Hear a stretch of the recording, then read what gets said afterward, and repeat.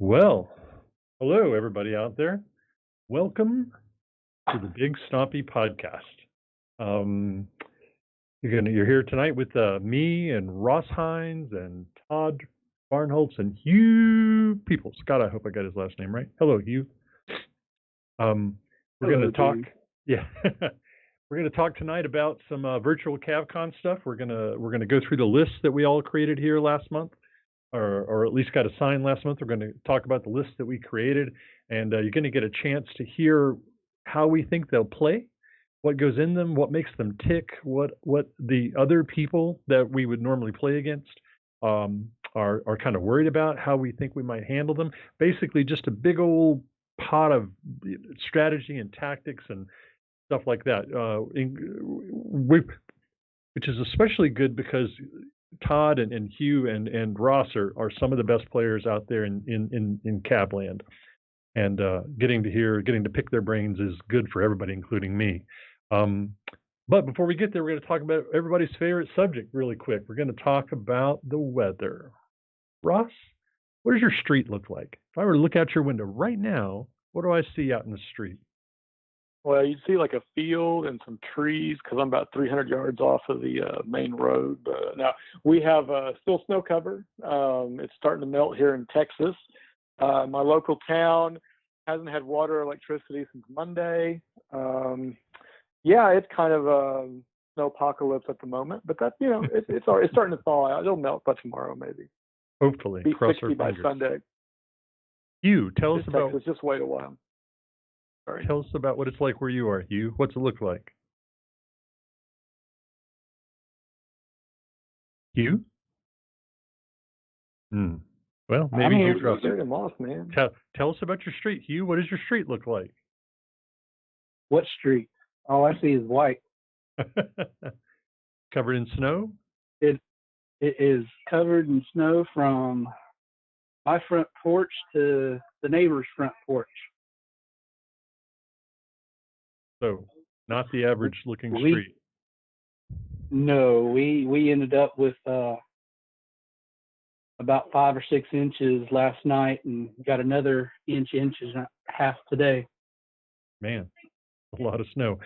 So out in front of my house is the same thing. We live kind of in the back of a big cul-de-sac and not a lot of traffic, so it's all just powdery snow and packed down stuff where people have driven over it. Just ugly, white, dirty snow, freezing cold, 0 temperatures. This is not what Oklahoma normally looks like. Todd? Tell us what your street looks like, Todd. Well, I'm in shorts, a t-shirt, and flip-flops. It is 72 degrees today in sunny Southern California. And if I want to see snow, I have to drive 2 hours in one of 3 directions. So, it's pretty nice here. Good grief. Todd. James, what organization's taking the hit out on him again? I'm not sure, but we need to double whatever we're paying because Yeah, we do. Say what you guys will about California, but we do have the weather. My gosh, do you not? You have the weather. All right. So now that we got that out of our systems, oh my gosh, we're here to talk about some lists. Everybody amongst the 4 of us, we all made up a CAV Strike Ops tournament list. The last time the rules were put out, we were going to play a 4,500 point tournament, so we decided to go with that set of rules. So the limitations are 4,500 points, maximum of 12 models, minimum of 2 squads. We're playing with C3 points. Guys, did I forget anything? Is there another part of it? No infantry.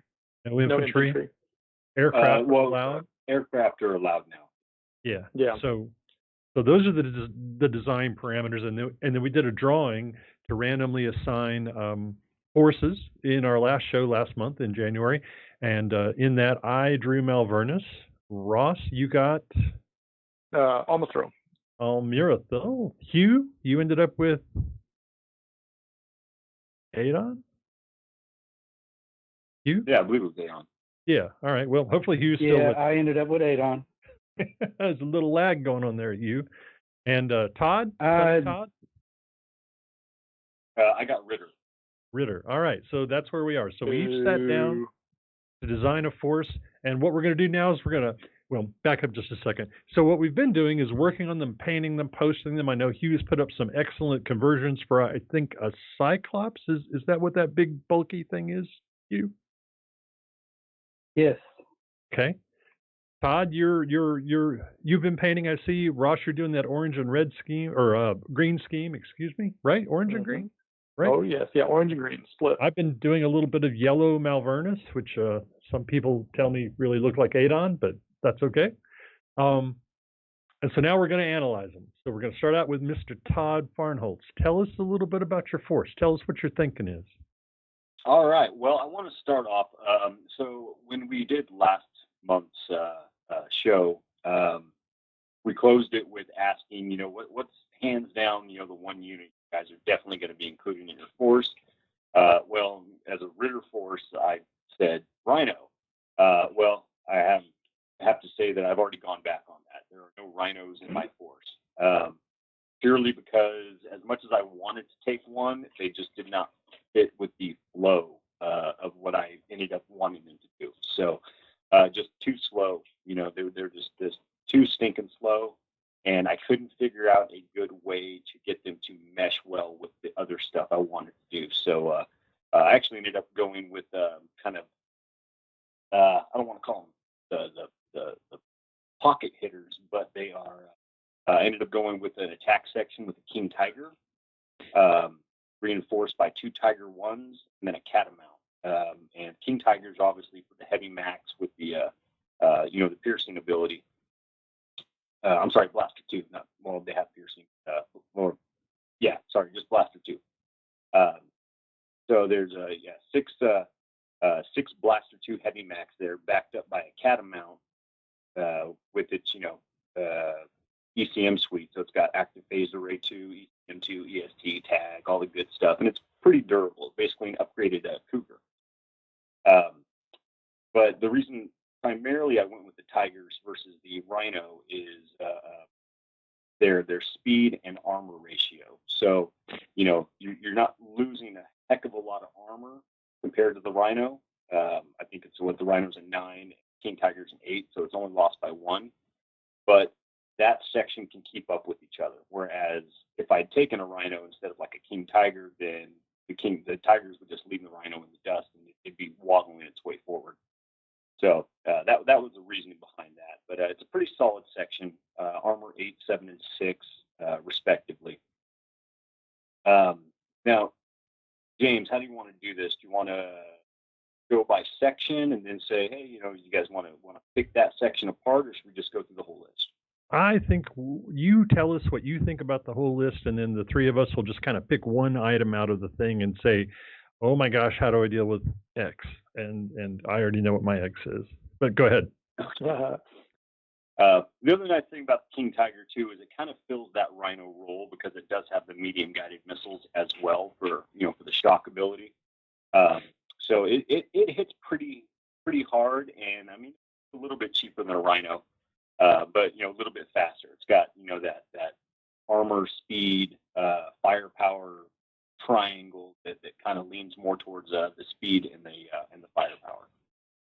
But so for the second section, rather than going standard attack section and secondary being fire support or something, I opted not to use fire support on this one.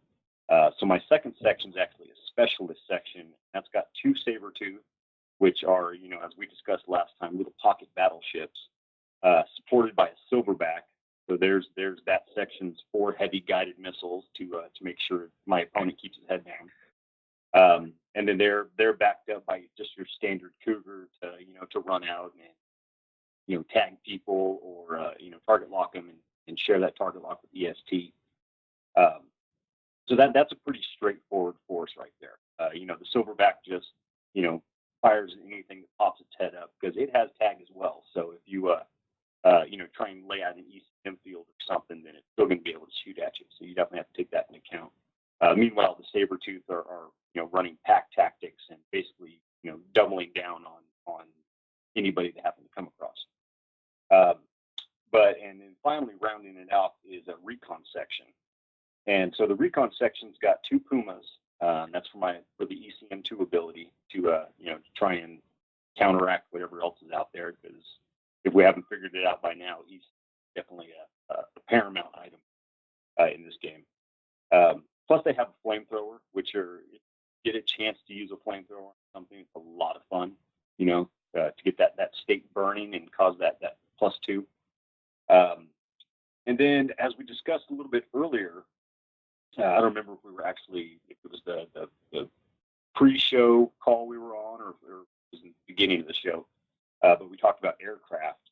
And so there's a new design called Gecko, and I believe it's an open design, so any force can take it. It's a little, basically an armored car. It's actually soft, which I thought was kind of neat. So, I had a modified soft top Humvee in mind or something. And that's got a couple of light guided missiles, but it has anti-aircraft too. So I brought that just in the event that there's some pesky aircraft flying around that might need to be swatted out of the sky. Plus, it's nice too because then it gives that recon section active phased array. So it's kind of a jack of several trades, and it's really, really cheap. It's 138 TV. So, I mean, you can just pretty much wedge it in wherever you want it to be. And then the final unit was, I got another sheet here. Hold on. Saxon. And then was that? Saxon? Yeah, it was a Saxon. And I think I took that just for its EST ability. Again, little cheap, soft armored car.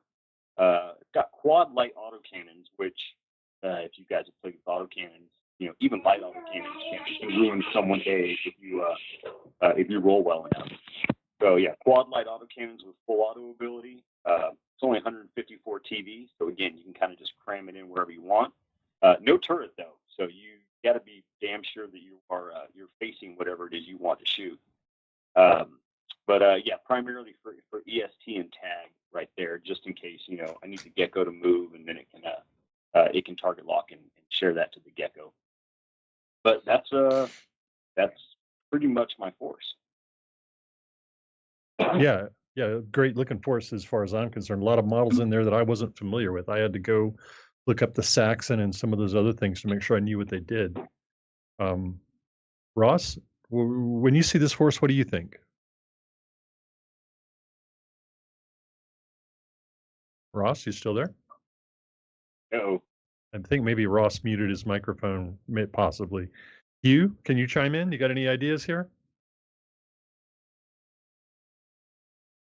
What's kind of odd for me to see is with him taking a Ritterlich force, he's not got any counter battery or any indirect fire at all, really. That's kind of surprising to me. Yeah, and I did that because I've done Ritter forces with lots of indirect fire, and I was going more for get up and get in your face with this force rather than have any portion of it just standing back. So if you're facing me on the table with this one, you expect me to be getting up on you pretty quick. Yeah, so when I look at this force, those Macs are a problem. I mean, he's got, how many is it, Hugh? He's got 2 Tigers, right? So that's 4 plus 2 on the King Tiger. 6, strength 8, heavy Max. Hold on, let's see. Correct. He's got Yeah. He's got 6 in that. In the attack squad. The Catamount don't have Max. Right. Right. So he's got 6 heavy Max, and Max of course have blaster too, right? So Max are strike, so they can't shoot soft targets at all, but they critical hit like 3 points better, right?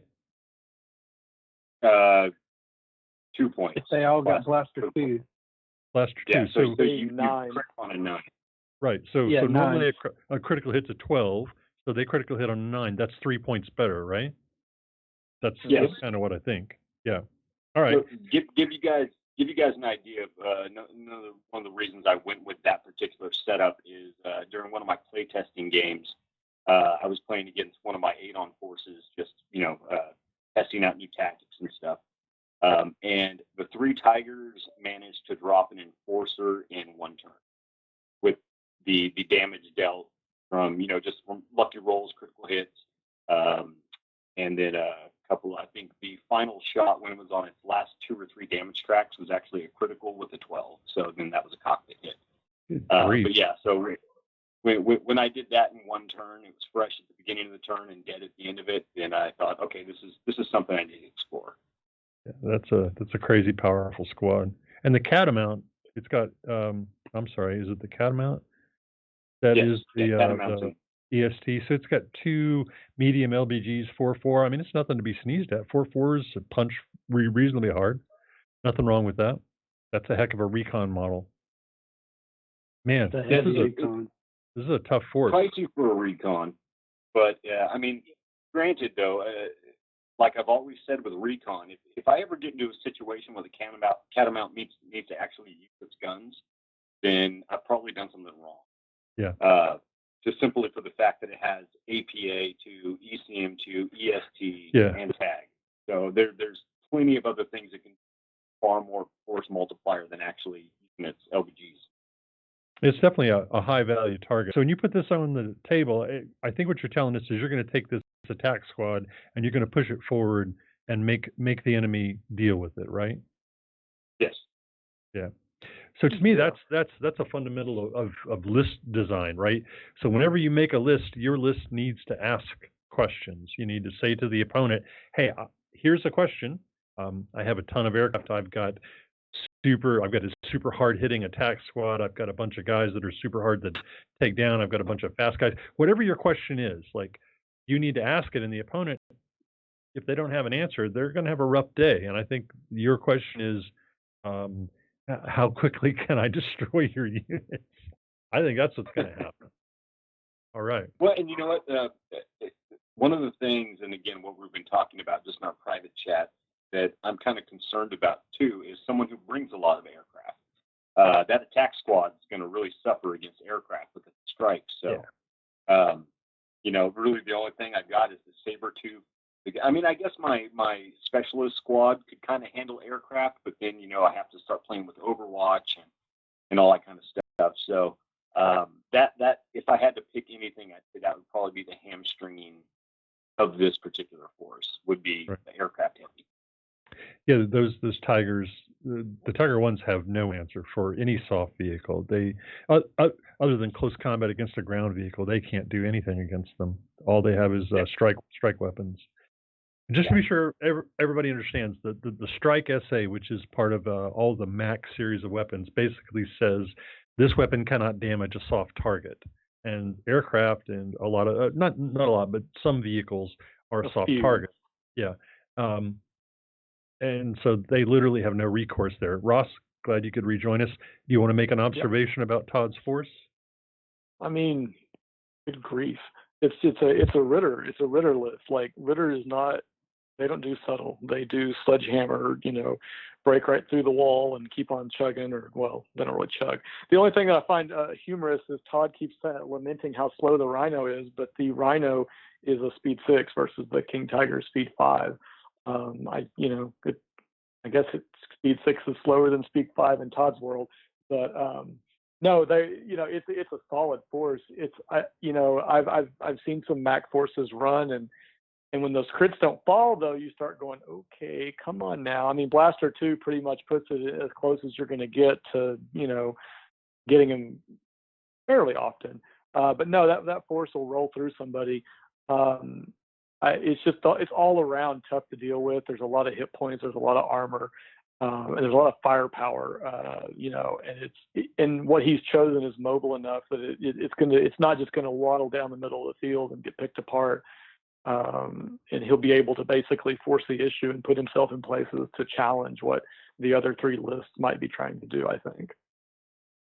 Yeah, I don't think my list has an answer for that attack squad. I mean, fortunately, CAV scenarios, tournament scenarios are also objective based. There are a lot of ways to win the game other than destroying the enemy, but I don't think I have an answer for that attack squad. Not at all. Well, All right. and Go in ahead. closing, one final thing too is, Ross mentioned that the king tiger is slower than the rhino, and that's true. But at the end of the day, when I had to finish building this force, I picked the king tiger purely for TV reasons. Because I know. I'm giving you a hard time. I know. Yeah. For those that playing at home, the king tiger is 769, and the rhino is like 809 or something. So you're like, oh, well, it's only like 30 or 40 TV. Who cares? Like, no. At 4,500, every single TV is very precious, especially for Ritter, because they've got a lot of high profile, high expensive models when you're starting to throw stuff together. All right, let's move on to Hugh's force. We got a bunch of them to cover tonight. Hugh, give us a summary of your force. All right, so I've got 2 attack squads and a fire support. Apparently, I just can't get away from fire support. Get back to. All right. So for my first attack squad, it's 3 royal chieftains and a Highlander. The 3 royal chieftains, they're a variant of the chieftain grav tank. And these guys, instead of carrying PBGs like the chieftain does, they carry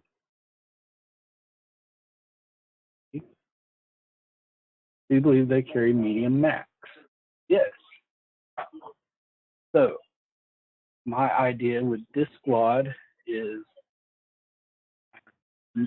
these are going to be like this is my anti-recon squad. Since they've got to move a 10 and they've got assault 1, they're going to run and gun all over the place. So with see, what is this?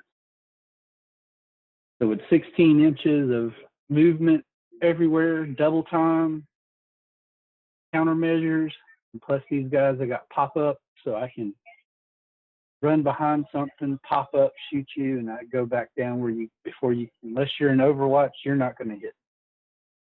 So these are going to be taking out the catamounts and cougars and, like the gecko of, although, I forget, the gecko does have is a soft target, so it's not going to damage as much as I'd like, but that's why the Highlander's that group as well. He's got a PBG, so you get close enough to him, and that light PBG is definitely going to hurt a soft target, especially if I overdrive it. The next squad, it's kind of like Todd's attack squad his only attack squad with the King Tiger, but instead of the King Tiger, I've got a Chancellor. I've got 2 Wyverns and I got a 5. So the Chancellor is I'm using instead of King Tiger. He's got 4 medium max, but then he's also got a light guided missile and a light rocket 10. So I don't expect much out of the rocket 10. That's more him. I'd use that more as anti-infantry. But if you've got a soft target hiding behind some cover, throwing out EST and everything, there's a chance he could get a block and drop some rockets on top of it. The Wyverns are both there to support the Chancellor. Sorry. And with them there, I get a couple of light max, some more guided missiles, and again some more rockets. Again, the rockets aren't much for anything hard, but for infantry and for which, of course, we don't have that. But now that there's more soft vehicles and everything, it's getting to be where having some of the other things other than max is helpful. And then, of course, the phylum is a javelin variant, and he is there to help target lock and EST. He's kind of a medium recon, as he's not very light, so he doesn't have double time. But to help him out, he's got chameleon. So as long as he stays at range, and of course he's got superior mobility, so he can move through obstacles like they're not there. It's going to make hitting him kind of hard. And then for my last squad, it's of course my favorite, the indirect fire squad. And they're basically there to make you regret staying in the backfield. Now for Todd's stuff, he's coming at you, so I've got to pretty much start using these guys before you get in. And the leader of this, and probably the leader for the entire force, is going to be the Cyclops. Now this is the CAV that I've been converting. I've used Enforcer as the base. I've cut up a couple of the rocket turrets to make his arms and his top part, and I've used like half of the ogre feet for part of his feet, and got a gun that looked like it would be pretty good as an autocannon. So yeah, he's the leader of the group. He's got 4 heavy R-15s coming at you. Not quite as a bad day as the Mogwai or the Tiamat from the Ritterlich, but you're still not going to like having 4 R-15s coming down on top of you. And just because aircraft are a thing, I've taken this because he's got the medium AC, and while it's not very good against hard targets, he will hurt soft targets. With him, I've got a couple of bishops. They're more there for bishop 2s. They carry a couple of heavy R10s. They're more for hiding up after Cyclops. And of course, they're also there to help protect it too, because they've got 2 like MRACs. And everybody has fire control support, so that helps make the strike point a lot easier. And with this squad, I've taken a Javelineer. He's there to get the target lock for the indirect fire and share it with everybody else, and that way the other guys don't have to. Oh no, wait a minute. EST. I'll have to think about this. I may have forgot about a change with EST and chain fire pods. But yeah, he's also there with ECM2 to help protect the squad,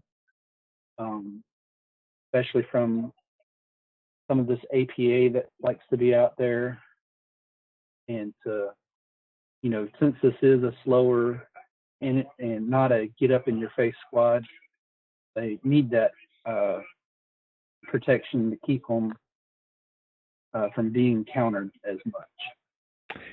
So, all right, Hugh. So, in a couple of sentences, summarize how you envision your play style here. What are you going to do with this squad?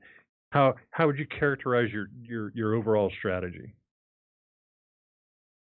So my overall strategy is to, use the first two squads to ruin any direct attack plans, and the fire support squad to make them regret not getting any units out quick enough to counter me. All right. Todd, you got any observations about Hugh's list? Yeah.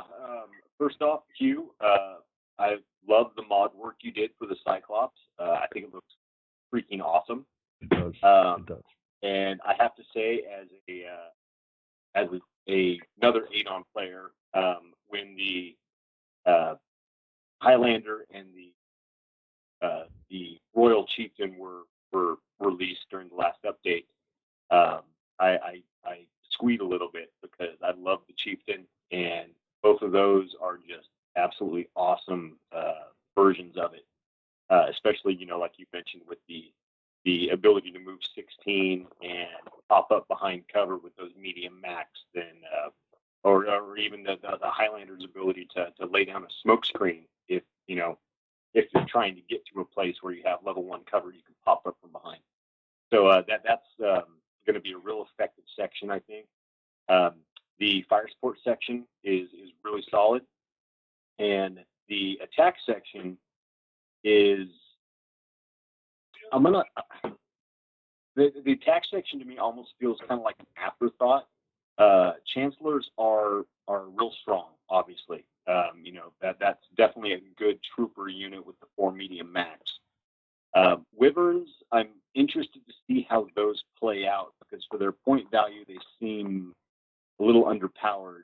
But like you mentioned, they are kind of jack of all trades. So their soft targets on the field, their rockets and guided missiles are going to be able to deal with them. Plus, I mean, light max with blaster. Okay, you're critting on an 11 with regular blaster, and I think their RAV is 3 or 4, if I remember correctly. 3. So what's that? 3. 3. So there's definitely nothing to sneeze at. I could see them as certainly protecting against some units that are scouting out and getting a little too close for comfort. And of course, you got to love the Pylum and the Javelin, or Javelineer, I guess is that version. So I think it's a real solid force, especially with the upgrade for the Bishop 2. Definitely an improvement over the original Bishop. So you have a real solid indirect fire squad there. Yeah, if you get in a couple of good hits with that Mogwai, or sorry, not the Mogwai, the Cyclops leading the charge, then that's gonna make someone's first 1 or 2 rounds very regrettable. Ross? Yeah, I mean, Todd hit most of the nails on the head. I've never seen a Wyvern on the field, and so it would be interesting to see kind of how 2 of them would do. Because it did, everything Todd said pretty much I think I would hit on as well. When I look at the 4 forces, because I know what each force is before the viewers do, sorry guys, I kind of look at this as Hugh's force and my force feel kind of like a fencing force. Like there is some finesse needed to run them, and that's not saying that Todd's is Ritter, it's brute force, just mountain wall, watch me blow it up. But that's what Ritter does. And then I feel like ADON almost always tends to, unless you're running ogre heavy, tends to kind of be more of a finesse, like playing the range game and then rapid acceleration and closing speed and just it maybe not as forgiving. I think that could be said of almost any faction that's not Ritter, maybe.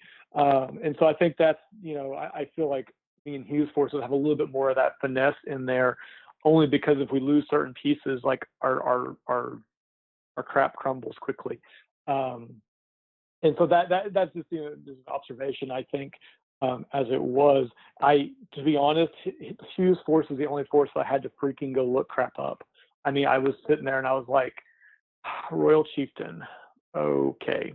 And the Highlander, I remember I played with it once in a Merc force, and I played myself back when COVID started. I played on the living room and in a force and ran it because Todd was ranting and raving, and just it took him like 2 weeks to shut up about it. And so I was like, okay, I'll try it, whatever. And yeah, okay, jerk. I mean, like, that thing's a jerk. It just is. It's something that has to die pretty quickly because it attacks you asymmetrically. It's one of those things, like, Todd was saying, man, if my Catamount's shooting, we're in trouble. I mean, it's kind of the same thing there. If the Highlander's shooting, probably things have gone bad because he'd rather be spamming ECM smoke and or racing around tagging or ESTing or whatever he does. But I mean, yeah, no, it's a well thought out force. I think one of Adon's other issues is that when it comes to their trooper heavies, you don't have a ton of choices. It's like, you go big with a Chancellor at 790 something points, or you go with like a Mantis at like 530s. I forget. I have the PDF pulled up. I guess I could look. Because like I said, I had to look up all of his stuff because I was like, what is that again? Oh, Mantis is 573. Sorry, but it fights completely differently than the Chancellor. And the Chancellor's, I mean, it's beefy. It has to be dealt with because it's just fishing for crits on 10s with its mediums. But yeah, and then of course the fire support will make you can't just plan on standing in the background behind cover shooting. I mean, because he's going to tell you no, and so it'll be interesting to see how that plays out. I personally, I'm going to talk about that. The tanks that he's got there, the Chieftains and the Highlanders, their speed, their good firepower, good range. I just feel like, especially for my force, that little squad could be very disruptive. I mean, I anticipate he's going to move it forward really fast throughout the course of the game and try and get it in your face and underrun anybody who's running fire support, which I have some fire support. So that's a troublesome unit for me, because if I concentrate fire on them to try and take them out, then I'm not dealing with the much bigger stuff he's got in the back. Honestly, I don't think I have a very good answer for this force either. I'm worried about these guys personally. I think they're going to be underrunning my fire support and just causing mayhem. Speaking of mayhem, let's talk about Ross's force. Okay, sure. So one of the fun challenges of Almathril is that like most of the units aren't out yet. We've talked about the last couple of times. We talked about the Lend-Lease and the Ritter gear that got turned into its like Mark I versions or whatever, the originals, which are kind of downgrades to a point compared to what Ritter fields. But I didn't want to use all of just Ritter gear, and so I made a list, and I've asked John really nicely and begged a little bit, and tried to make units I knew he had files mostly done for or already done, so that it wouldn't be a big deal. Maybe he could print me out some units. Anyway, and so when I went my list, my attack list is a Kodiak, which is a big nasty boy. He comes in at like 1,000. I never field units this big, but the way the points worked out, it was like, well, you can do that or not. Sorry, I'm scrolling through my PDF. There he is. He's 1,065 points, but he is speed 4, so he's slow. And he's armor 9, though, and 12 tracks. So he's going to be here for the long haul. He just has 3 heavy max, no big deal, and 2 heavy R10s. He's rugged, ammo bin, advanced TC, and Wizzo. He's just throwing down firepower and be tough to remove, I hope. I then took a hammer, which is the Rhino downgrade. It is, we talked about them in one of the other shows, I think, speed 7, armor 7, twin heavy max, twin medium guided, and a plethora of essays that are very similar to the Rhinos, making him somewhat hard to kill and giving him assault so he can kind of scoot around the board, dispensing punishment.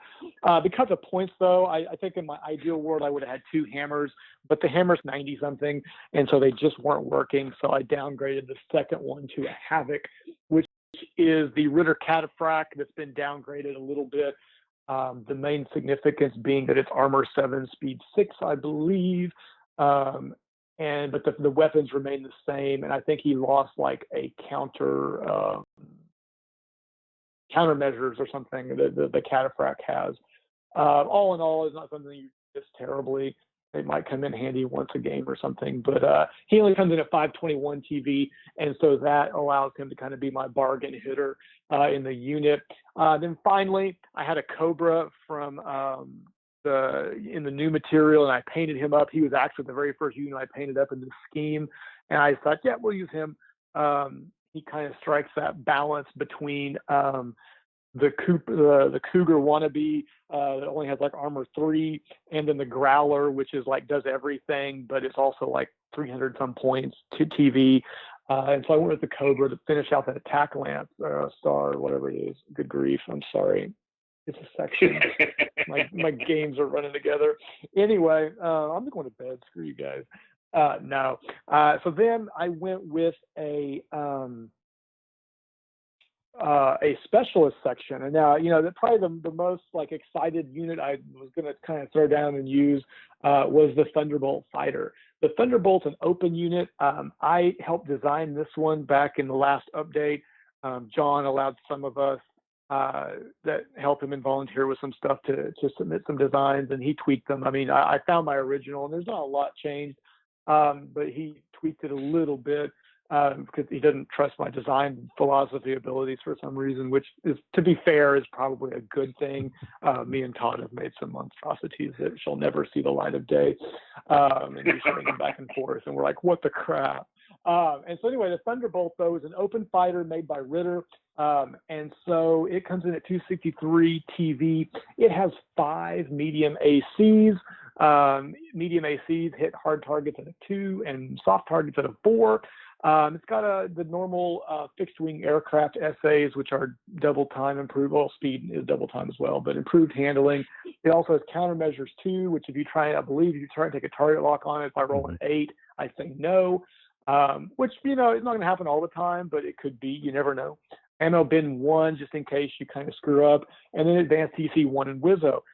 Speed 17, armor 5. I mean, I tested them in 2 different games of my at-home games, and boy, it doesn't seem like they should do what they do, but with full auto, it was taking a soft-hitting weapon, and I dropped a Tiger, armor 7 Tiger in 2 turns. Just rolling, both of them just ganging up on it and just rolling, just beating the crap out of it. And Todd was like, wait, what? Because I was testing one of his forces, and so he ran them and was like, I'm going to change my force. And I went, cool. Dang it. Shouldn't have told you that. But since I had some history with it, I wanted to run them. And honestly, for my list, with the addition of aircraft, I thought, why not we just ask that question? Are you going to design for aircraft, or are you just going to kind of, just give lip service to it?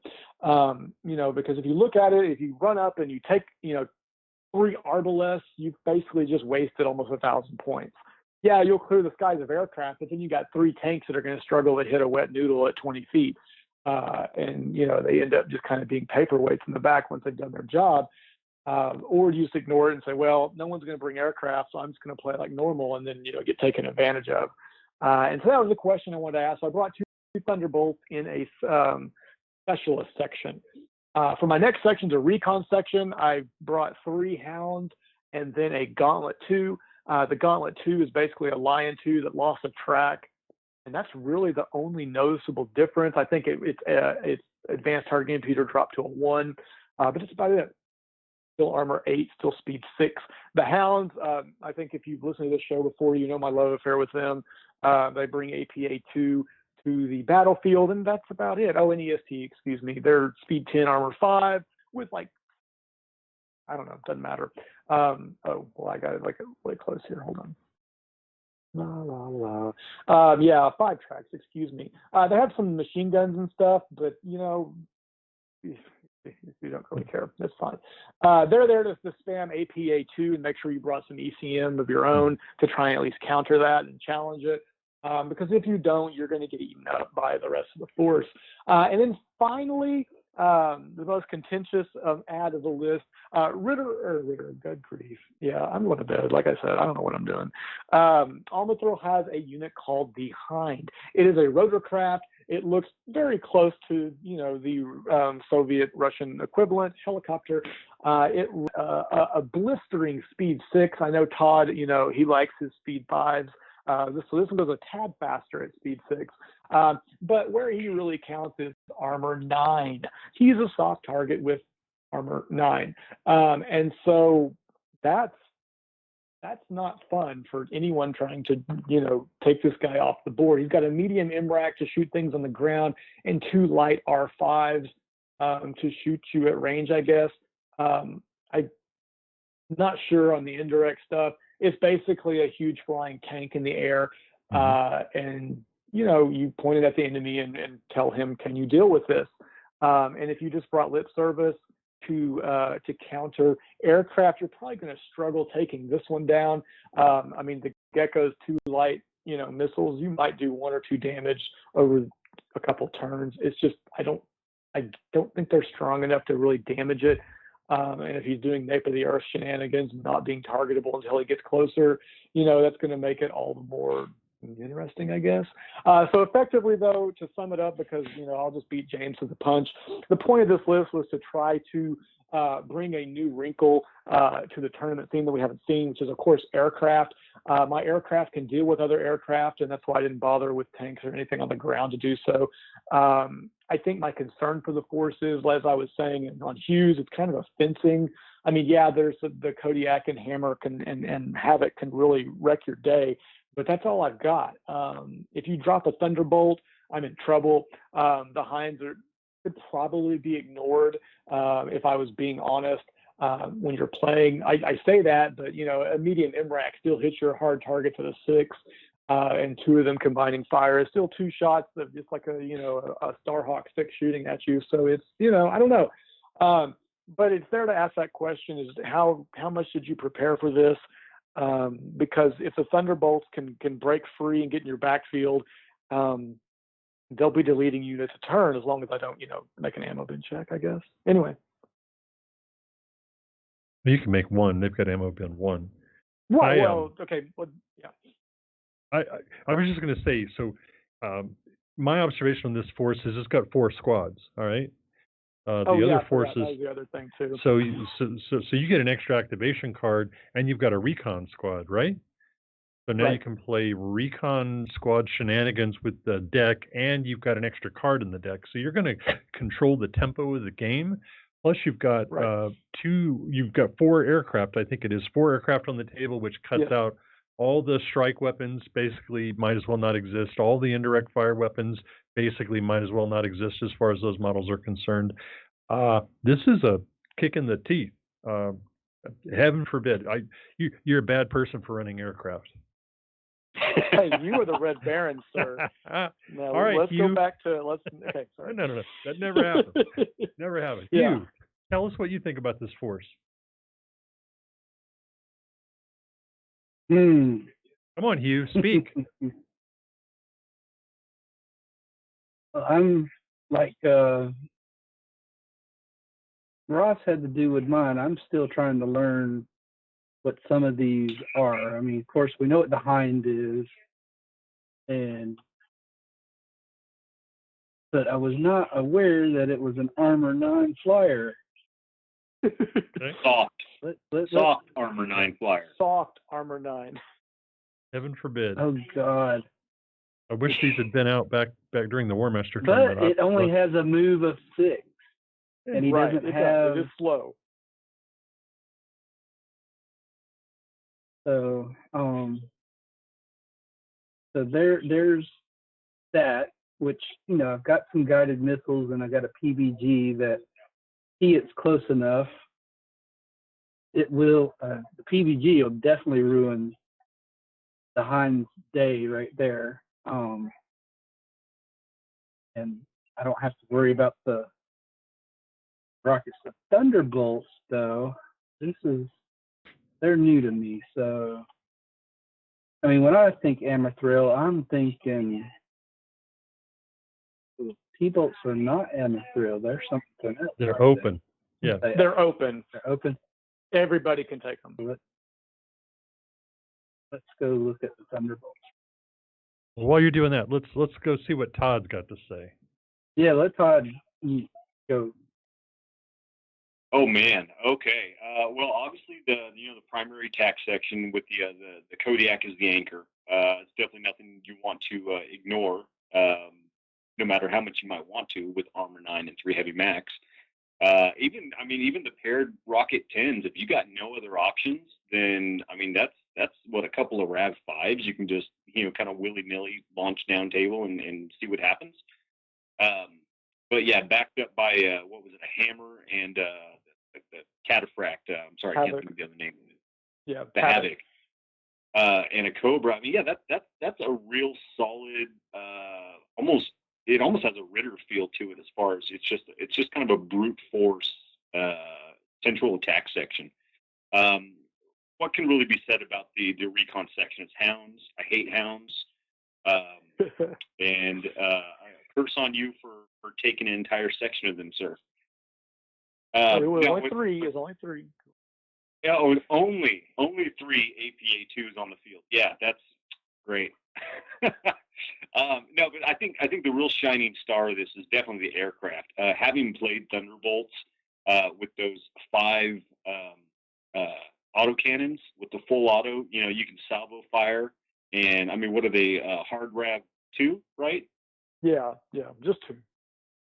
Yeah, so I mean, Hard Rav 2, you can still threaten something Armor 5 and higher without relying on full auto. I mean, just a moderate roll. But I mean, if you start getting, start stacking those modifiers, you get into the backfield, like you said. If you can get behind somebody, I mean, granted, there's no turrets or anything on them, so you do have that real narrow field of fire. Just the width of the wings. But if you can line up your shots correctly, and start stacking those modifiers with Wizzo, rear shots, APA, whatever else there is, yeah, you can absolutely just tear through things with 5 autocannons. And then, of course, the Hind. The Hind is the wild card. It's none of us have had to deal with it before, so we can look at its stats, but until you actually see it play on a table, it's kind of hard to wrap your head around. I want to bring to light the absolute absurdity of, I'm looking at the Force Manager right now, the absurdity of something being called an ultra heavy rotorcraft. Yeah. I mean, I'm getting like dirigible visions in my head at this point. But yeah, I mean, the Hind is definitely it's going to be a fun model to play, and I think a fun model to try and figure out how to take it down. Because I'll tell you this right now, I don't have anything in my force that can threaten it. If I'm across the table from Ross fighting this, I'm going to have to just basically ignore it and deal with everything else. Silverback will take a Hind down. Well, they could, yeah. But that's provided he's not using nap of the earth, pop up, all that kind of stuff, and maybe I don't want to waste the actions on setting something up in Overwatch. But, right, and and I think with my force, part of my thought process too was, there's going to be some futility with the Hind. You just aren't going to screw with it, because if your Silverback is shooting at my Hind, thank you. Yes, absolutely. Thank you. That's please, a win all day long. Please waste your 4 heavy, guided missiles at those dudes, because there's a point I think you can ignore them, maybe, but there's also a point where once they get in there, which will probably granted be turn 3 or 4, which is late game, now they're there to wreck stuff, and so there's a balance. Like same thing with Thunderbolts. Like if you get all paranoid and are dumping in every single thing that can attack soft targets and damage them at them, thank you. You're letting the rest of my force do something else. Hopefully. Yeah, absolutely. Yep, that's the magic of Ross's He goes nap of the earth and he's shooting with the Hind. He's still not moving no more than 6 inches ahead. I mean, it might as well be an ogre back there with PBGs. I want to say this though, with the recent review of the errata, the idea of rockets on an aircraft is kind of interesting, because if you're not flying nap of the earth, then I think it was John that mentioned, well, you automatically get a +1 to your strike roll because you're just assumed to be able to see whatever it is you're shooting at. So I think that's kind of a cool dynamic. Now with Rocket 5s, maybe unless you're targeting something that's relatively low armor, might not be a great thing to try. But I think it's definitely an interesting tactic that could prove useful in certain situations. It is neat to think that an aircraft always has line of sight to its strike point because they can see everything. There's no terrain for the aircraft as far as line of sight is concerned. All right, so we had about 5 minutes left, so we're going to go through my list. It's really simple. It's not in league with these guys, I promise you. I ended up drawing Malvernus, and so you know me, I love tanks all day long. So I said, give me 4 outlaws and a Razor as a fire support squad. Give me 4 poltergeists and a Razor as an attack squad. And then I had enough points left over, and I cared for the look of the model that I stuck 2 shadows in a specialist squad for their APA too. My thought is, I mean, I've got outlaws. They have counter battery. They're pretty good at, fire control system, change fire pod, the usual fire support stuff. And I've got the poltergeist to kind of sit out in front of them and make people who want to come and attack them pay. But I'll be honest with you, I don't think I have the firepower to deal with some of the beef I saw on the other side of these other lists here. I mean, the poltergeist can go salvo because they've got four light MRACs for a 5.2. So they can pierced light MRACs. Yeah, they're pierced. Are they? Okay, I didn't see that. Yeah, but still 5. Yeah. It's not bad. Salvo at a +3 to hit, so they're kind of hitting like their strength 8. But I have options, but the options aren't fantastic. I don't have any anti-aircraft. The poltergeists and the shadows and the Razors can shoot at aircraft, but none of us specialize at it. So it's going to be an interesting battle if I end up facing Ross across the table. I definitely have nothing to do with that Ritter force. My God, all that reinforced and those Macs are just going to chew through my force like a hot knife through butter. And honestly, I think probably Hugh's force is better at fire support than mine, but that would be an interesting fight. I would like to see how that works out. Counter battery is complicated, kind of. It's interesting. You can play around it if you're careful, and I think Hugh knows how to do that. So that would be an interesting, cagey sort of a match I would like to try out. But yeah, so I mean, it's a simple force. Cthulhu mentioned in the chat a little bit earlier that his list building is basically, hey, I like the looks of these models. I'm going to put them together and play them. Oh yeah. There's nothing wrong with that. That's exactly 100%. The way I list build. 100%. I just love the way the outlaw and the poltergeist look. And once I pick my models, then I try and make something that'll work. Normally, every once in a while, I'll get in the mood to try and win, but most of the time, it's just all about what I want to paint. So that's my force in a nutshell. Well, you guys got any comments you want to throw out? Yeah. No, I got it. When you submitted your list like within the first day or two, I think me or Todd took the longest to get it nailed down. I can't remember. I want to say it was Todd, but whatever. Anyway, if I'd have got Malvernus, 4 Poltergeist would have been my first. Well, there we go. I've played with them before. Absolutely. They're very powerful. Yeah. They're very powerful, especially if you have APA2 running around to help strengthen their individual shots. I think when I did it, I forget what my CAVs were. I sent it to Todd. I just don't remember what it was.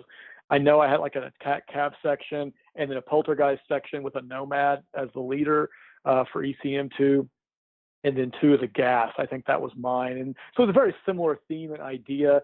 They were great tanks. I think your outlaws will help to get fast zippy stuff. I mean, you can the fast stuff racing at you like Hugh's tanks, or even some of the lower armor stuff that Todd has. Well, I don't know if he has any lower armor stuff, but whatever. They're going to just smoke that. They're going to go through that for sure with indirect, just nailing that down. And then all of them do have counter battery, and so that would make you and Hugh's game really fun. Who's going to blink or who's going to try and sidestep and, do the different shenanigans to try to keep each other's counter batteries. Because I think Hughes has counter battery as well. Mm. And so It that does. would be a really fun game that I would just like to sit down in a chair and watch. So Todd, Hugh, anything? Yeah, I'm a huge fan of Malvernus. I haven't yet played Outlaws, but I have played Poltergeists. And yeah, Ross is on the money. Those things, if you're taking a Malvernus force, a squad of Poltergeist is that's your spear right there. You know, I mean, you can just run them together, and whatever they come across is going to die. That's just what 12 pierced light MRACs. I'm sorry, 16 pierced light MRACs. Yeah. So that is nothing to ignore at all. Meanwhile, your outlaws are lobbing rockets at whatever it is you don't want to exist anymore, because that's what a pair of heavy rocket 10s with all the fire support goodness. Yep. So yeah, and then of course, you know, you have your standard ECM. You know, I love Razors personally. I had a 5-pack of them running at a force last time, and then what you had Ghasts, right? Two Shadows. Is that the other one? Two Shadows. Yeah, the Shadows are he great. has Shadows. Yeah. I see your force, and it's definitely a force. The best thing I could describe it is it's a force that was built with a passion for it. Like there's really one or two ways to play it really well, but when you do, it's just going to be a lot of fun. That's just going to be a fun force to play. Mm-hmm. Hopefully, it'll be a fun force to look at when I'm done with it. I'm enjoying painting these guys. This yellow didn't go where I thought it would go, but I'm happy with where it is. All right, guys. Anything else? Last minute here. We want to wrap anything up? Nothing? All right. I mean, I guess what's the status of everybody's stuff? That'd be a good question. Yeah. All right. Ross, you start out. Your idea. You start. Okay, sure. I've got 1, 2, 3, 4, 5 units that are about fully done. I've just got to finish up the Rhino hammer and then start on my Cataphract Havoc. And then I'm crossing my fingers that John can have the other stuff printed off and get to me in time so I can finish it. Todd? All my units, minus the Pumas, which I have not found decent proxies for yet, are primed and ready to be painted. I'm actually having kind of a question of, is this the scheme I really want to do? Because the test model that I'm trying it on, I'm just not liking how it's coming out. I may swap to a different regiment, but I don't know. There's just not enough contrast on it for me right now. They're not popping enough, and I've kind of gone so far with the 4 I'm painting right now to where if I'm going to reprime these things, I'm not going to make the same mistake twice. I'm just going to go for a much bolder scheme, I think. But that's where I'm at. You tell us about your progress. Well, I shared a picture on Facebook while we were talking, so I've got everything. I mean, I've figured out what I'm doing for the Royals and the Highlander. The Highlander, I might add some more to it just to give it more of that ECM 2 type look on it. Mm-hmm. In the Cyclops, I've got to tinker around with it a little bit more and get things like I want. And I've got an idea on where I'm going with the paint. A couple of the models already got some on it, and just got to finish cleaning up the other models I got from John the other day and get some paint slapped on them, and we'll see how it goes. I've got a kind of a cool idea for the paint scheme, and see if what I got in my head is going to actually come off the end of my brush.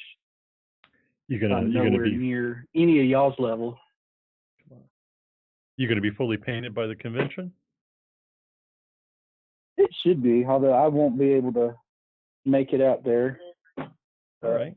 Well, it's virtual. I've got a son that's got a Cub Scout thing that weekend, so made the right choice. No problem. So my force is is I don't know. It's probably half painted. I've got the basic yellow colors down on all of the models. Unlike Ross, who seems to paint things like kind of one at a time. I'm pushing them all through at the same pace. So they've all got their final base colors painted, all the highlights, I oil washed them. I came back in with the airbrush and re-highlighted, and now I've got the meticulous bit of going back in and painting back the gubbins, as I call it, the black, the metal, all the accenting things that make the yellow really pop. I'm still trying to find a way to work some purple in here. Somebody told me that Malvernons are supposed to be purple, I think. Not sure I believe them, but I think they told me that. So I got to find a way to bring some purple in here and get some more contrast. But I think they'll be all right. I'm not ashamed of them. All right. So that'll wrap it up for the Big Stompy podcast for February. We're going to have one more right before virtual CAV-CON. I don't know what the subject will be, but I bet it'll be about virtual CAV-CON, I suspect. I'm glad you all could join us. I appreciate all of your questions, all the activity in chat. Yeah, school bus force. That's me, Elmarin.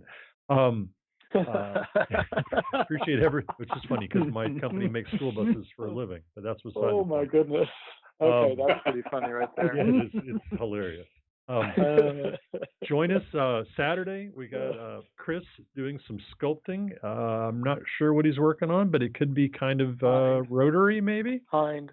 Yeah, I think he's going to be finishing up the Hind model. So if you want to see what it looks like, join us Saturday at 2 p.m. Central Standard Time, I believe. And then Monday with the hobby hangout with me. Come and watch me paint school buses on legs. Tuesday, terrain with John, and Tracks. then Wednesday, John and I will be back to just shoot the stuff. And I believe John promised us there would be a lot of information, a lot of reveals about the juicy details of CAV-CON, virtual CAV-CON. So I appreciate it. Everybody, say good night. Good night. Good night, everybody. Good night, Good night, all. Thanks a lot. Have a good evening. Be safe.